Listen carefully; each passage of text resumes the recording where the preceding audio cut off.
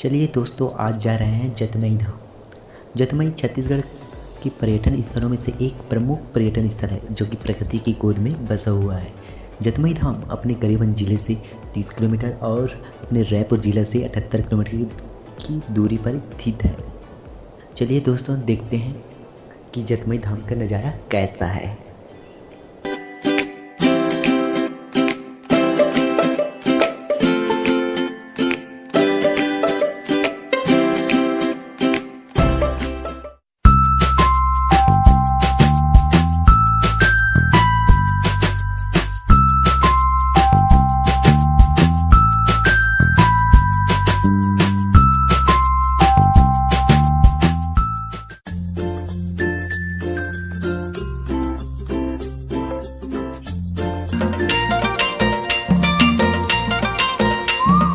हे मोर दाई जतमाई वो, हे मोर दाई जतमाई वो, हे मोर दाई जतमाई वो, हे मोर दाई जतमाई वो, हे मोर दाई जतमाई वो, हे मोर दाई जतमाई वो, हे मोर दाई जतमाई वो, हे मोर दाई जतमाई वो।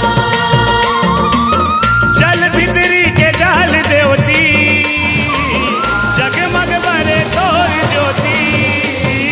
हे मोर दाई, हे मोर दाई जतमाई वो, हे मोर दाई जतमाई वो, हे मोर दाई जतमाई वो, हे मोर दाई जतमाई वो।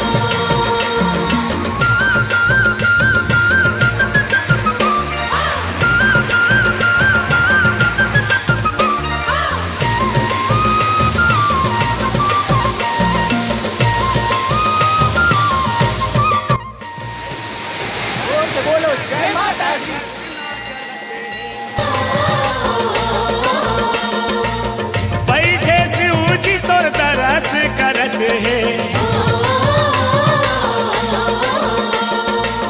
झर झर झर झर झर ना चलत है। बैठे शिव जी तोर तरस करत है, सौहे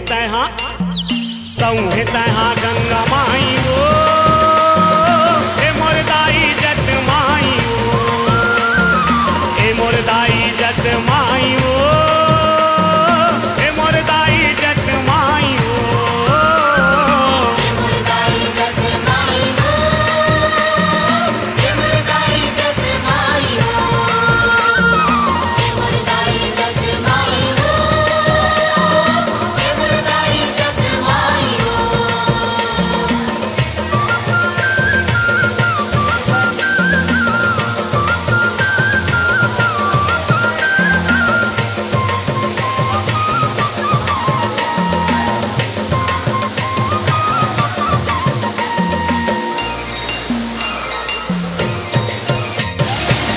राम लखन औ सीता माता,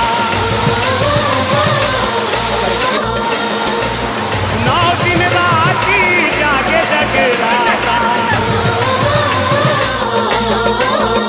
ओ राम लखन औ सीता माता, 9 दिन राती जागे जगराता। तरस पाए रघुराई वो, हे मोर दाई जतमाई वो, हे मोर दाई जतमाई वो, हे मोर दाई जतमाई वो, हे मोर दाई जतमाई वो, हे मोर दाई जतमाई वो, हे मोर दाई जतमाई वो, हे मोर दाई जतमाई वो।